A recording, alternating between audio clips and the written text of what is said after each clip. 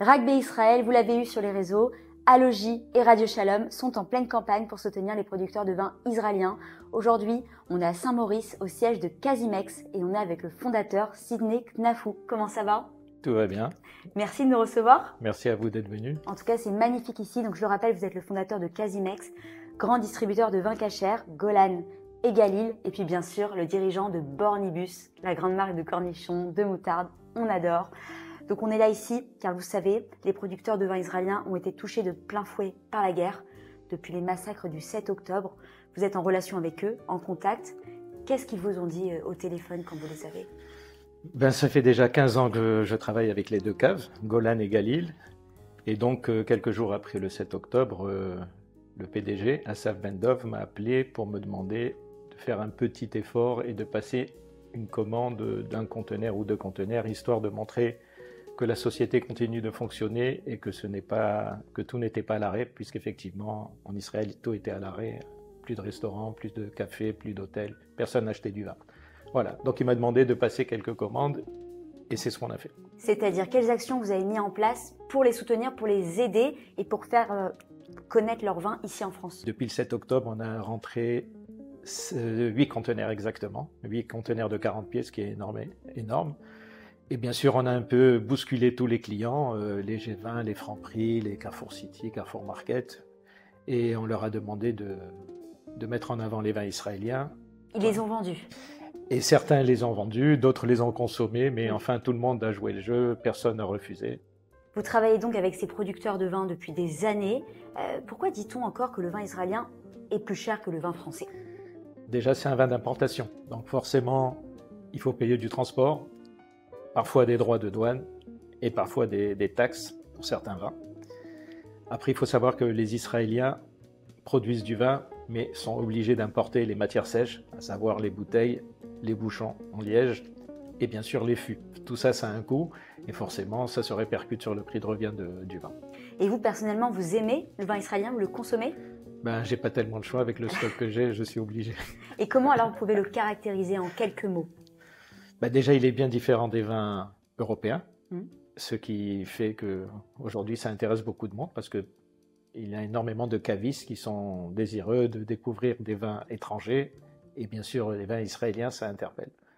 Vous avez un vin préféré israélien?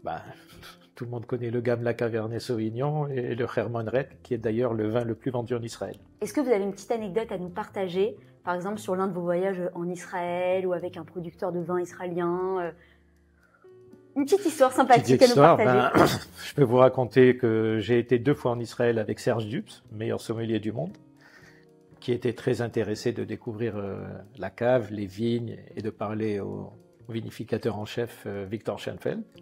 Donc il a beaucoup aimé son séjour et il a bien sûr pu déguster énormément de vin à la cave. Et aujourd'hui, Serge Dupes, c'est un peu notre ambassadeur. Ça fait beaucoup d'années que nous travaillons avec lui et nous faisons des dégustations dans des grands palaces, notamment au Ritz. On sait que la communauté juive consomme du vin kasher israélien, mais est-ce que les étrangers aussi s'y intéressent, ou de plus en plus? Alors bien sûr, nous faisons la logistique pour la cave, puisque nous livrons tous leurs clients en Europe.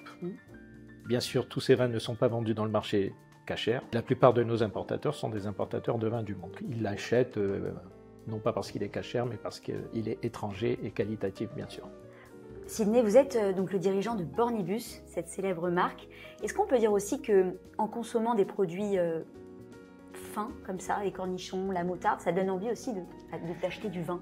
Alors bien sûr, Bornibus, c'est une marque assez connue, bien sûr sur le marché français. Et aujourd'hui, nous livrons à peu près 300 boutiques d'épicerie fine. Et souvent, ces boutiques ont des rayons de vins fins et des vins étrangers. Donc on a aussi des cavistes et des épiceries fines qui nous achètent les vins israéliens au même titre que les produits Bornibus. Vous êtes grand distributeur donc des vins, comme je l'ai dit, Galil et Golan. Comment ça se passe pour eux dans leur vignoble, sur place? Aujourd'hui, c'est un peu compliqué. Leur stock n'est pas dans les caves. Il est au centre d'Israël, puisque une fois que les vins sont mis en bouteille et conditionnés, ils sont stockés dans un entrepôt. Donc aujourd'hui, lorsque nous passons une commande, il faut 3-4 jours pour que la commande soit préparée et expédiée. Donc ça va très vite.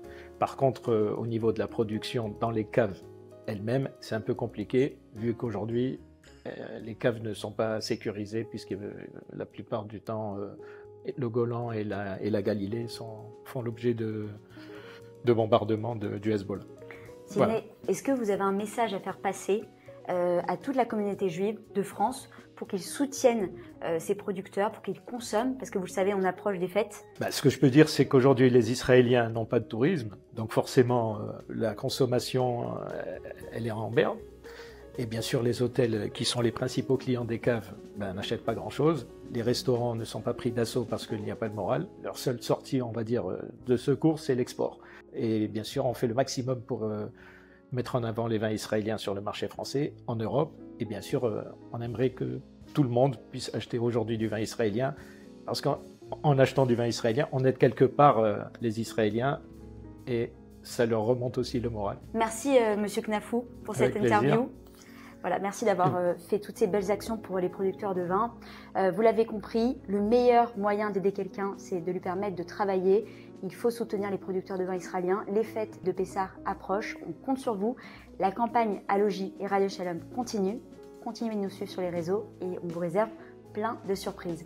C'était Alogie pour Casimex. Merci, au revoir, à bientôt.